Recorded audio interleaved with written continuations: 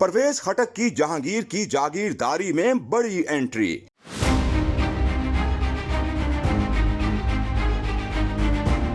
तमाम अंदरूनी मामलात तय।